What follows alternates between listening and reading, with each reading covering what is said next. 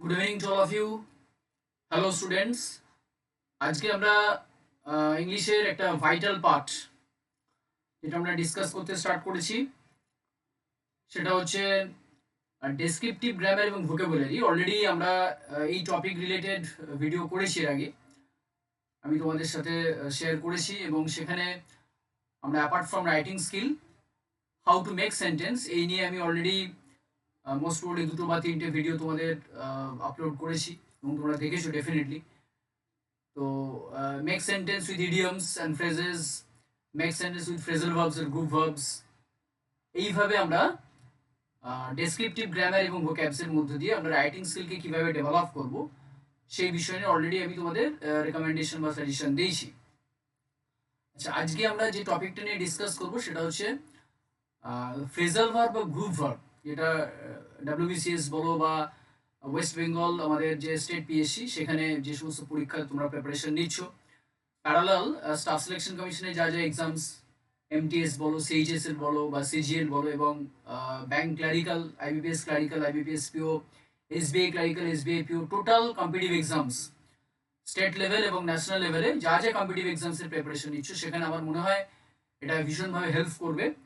এবং writing skill তো thoroughly আমি টপিক ওয়াইজ, কন্টেন্ট ওয়াইজ আমি মডেল কোয়েশ্চেন এবং তার সাথে মডেল আনসার আমি তোমাদের দেখাচ্ছি, ডিটেল অ্যানালাইসিস হচ্ছে, তার সাথে এই অবজেক্টিভ এবং ডেসক্রিপটিভ যে দুটো পার্ট একসাথে সাইমালটেনিয়াসলি ধরো তোমাদের হেল্প করবে, সেটা হচ্ছে এই ডেসক্রিপটিভ ভোক্যাবস পার্ট, যেটা very very important for any kind of competitive exams. আচ্ছা, আজকের টপিকটা আমি স্টার্ট করছি, একটু দেখে নাও প্রত্যেকে।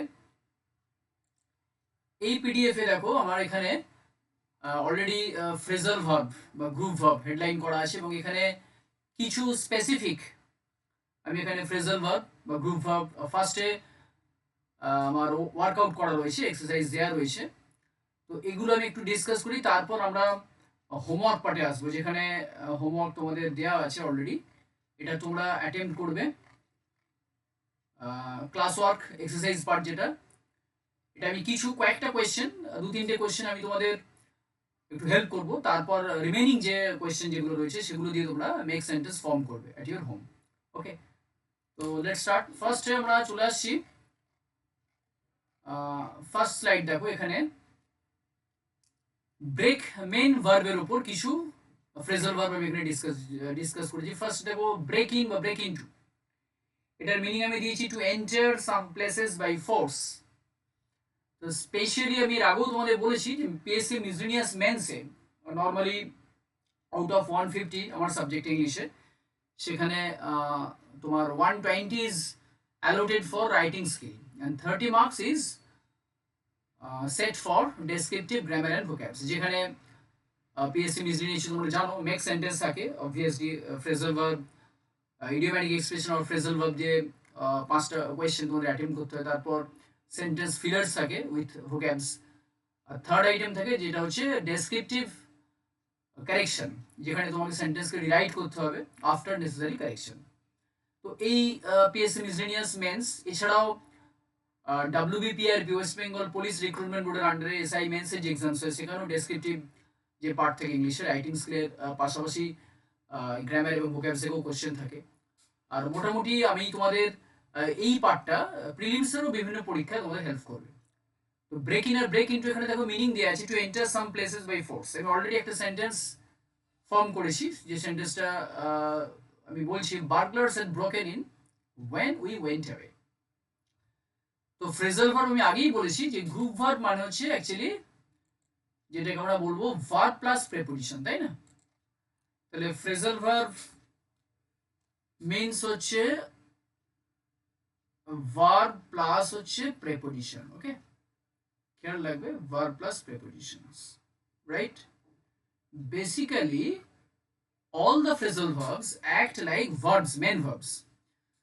তো সেই কারণে সেন্টেন্স ফর্ম করা কিন্তু খুব একটা টাফ না। আমরা সাবজেক্টের পরই আমরা ভার্ব যেভাবে প্লেস করি, সিমিলারলি একইভাবে সেন্টেন্সের যে সিনট্যাক্স, সেখানে আমরা এস ভিও প্লাস রেস্ট পার্ট, এই ভার্ব পার্টে আমরা ফ্রেজাল ভার্বকে ইউজ করতে পারি।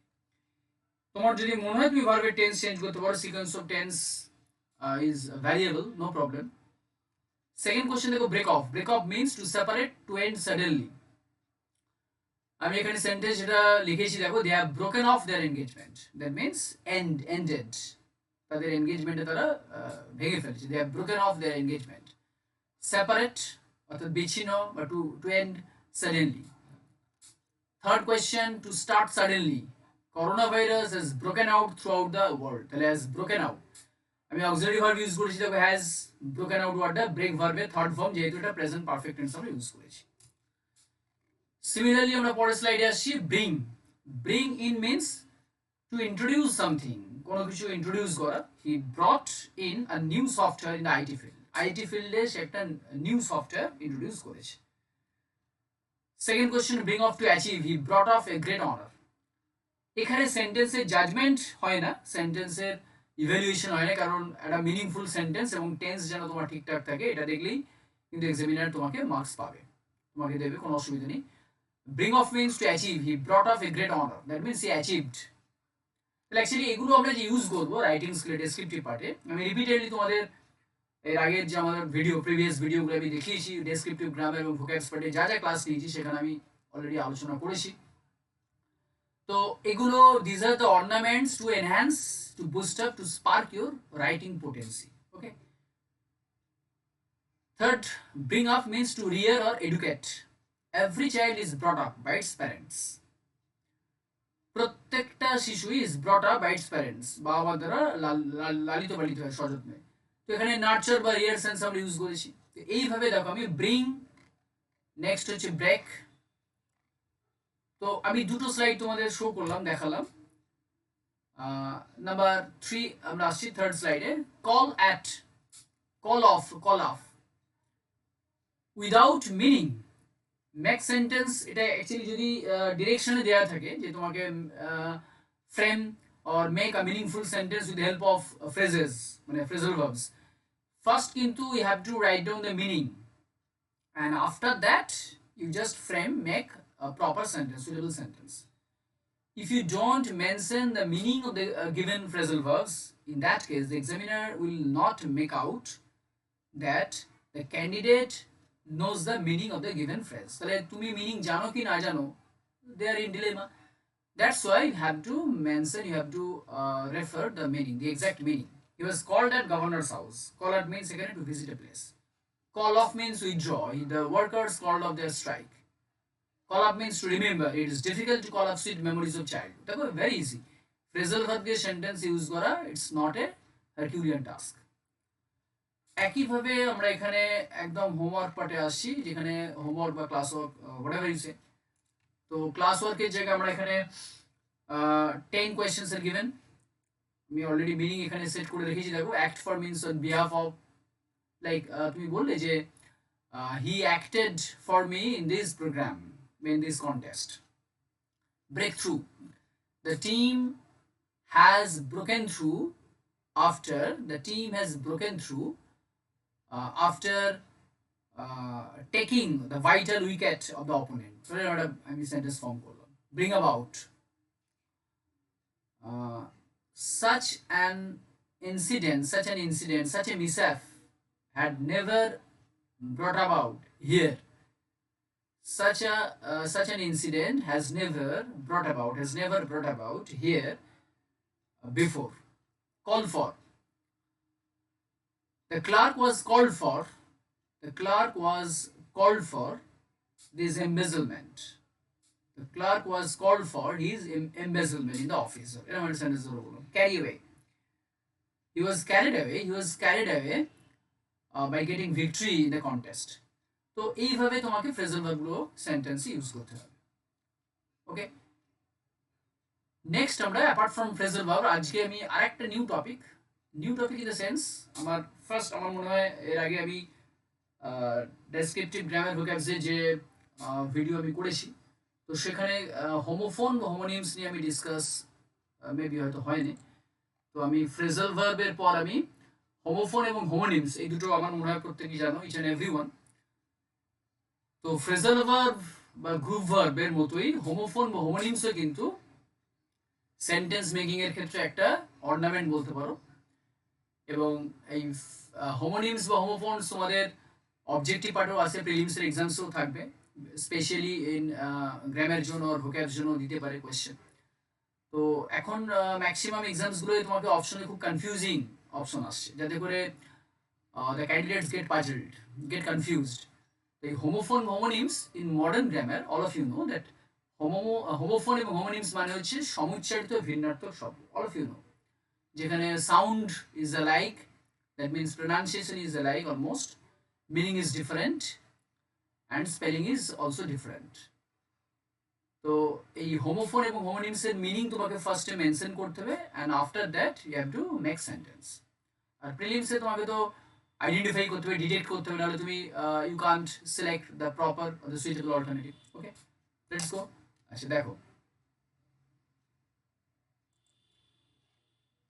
তো ফার্স্ট স্লাইডে আমি আসছি। দেখো এখানে I have mention 3 homonyms or homophones: adopt, adapt and adapt.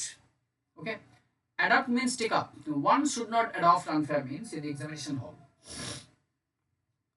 Second, দেখো adapt means adjust, adjust. You must adapt yourself with any adverse situation. Okay. Third, দেখো লিখেছি adapt means expert in painting, is adept in dancing. তাহলে adopt, adapt, adapt, এখানে এই ওয়ার্ডগুলো আমরা দেখতে পাচ্ছি কনফিউজিং ওয়ার্ডস। তো এক্স্যাক্ট মিনিং তোমাকে জানতে হবে, তার অ্যাপ্লিকেশন জানতে হবে, ইউজেজ জানতে হবে, নাহলে কিন্তু তুমি প্রপার সেন্টেন্স ফর্ম করতে পারবে না। তো টেক আপ, তো মিনিংটা সেন্টেন্সে তোমাকে অ্যাডপ্ট ওয়ার্ড ইউজ করতে হবে। One should not adopt unfair means in examination হল। Second, adapt means you must adapt yourself in any adverse situation. That means adjust, accustom. The first one, take up, means receive. Adapt means dexterous or skilled or efficient. Okay, expert in paintings, is adept in dancing. Amicable and amiable, very close. Amiable means friendly. He is admired for his amicable relation with others. Amiable means lovable. The man is amiable by nature. Okay, very close words. Third, affect, effect. Affect, verb to influence. Severe cough and cold has affected his health. Effect, noun. Influence means influence. Excessive hard work has adverse effect on our health. Number 4, ill means suffer. He has been ailing from fever since last week. Ill means he often visits ill house, defying the doctor's advice. Okay. Affect and effect word আমি একটু বলে দিই এটা। Affect ওয়ার্ডটা কিন্তু normally আমরা negative sense use করি। ওকে, harmful effect. Affect means harmful, adverse effect. Effect means result or output, outcome. Similarly, number 5 দেখো antique মানে হচ্ছে ancient times. My father is fond of antique elements. Antique, antique means odd or strange. He reached the place with an antique dress. Born means carried. Born means take birth. দেখো bear any born, bear, bore, born means carried. এবার তোমাকে sentence form করতে হবে। born means take birth. Caste means class of society. Caste means throw. ধরো বললাম what caste are of you, by in which caste do you belong to.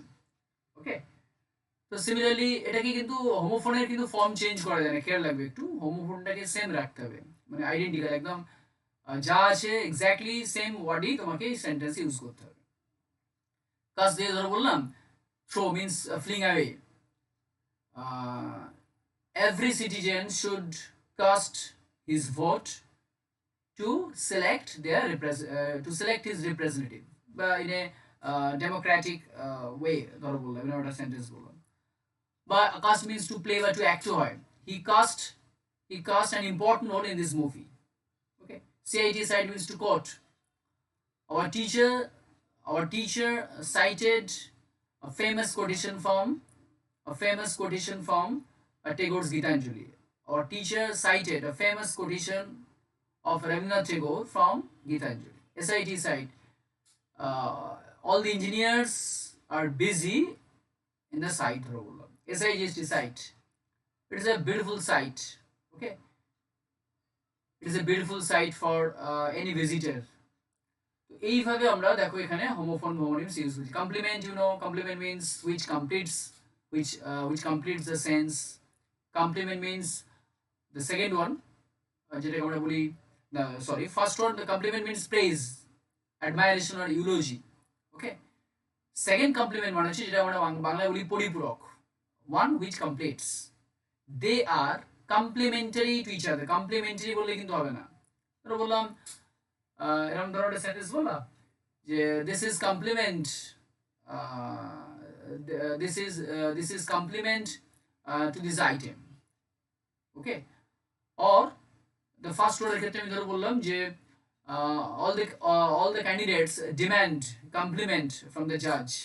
All the candidates, all the competitors achieved compliment from the public, from the people or from the spectators.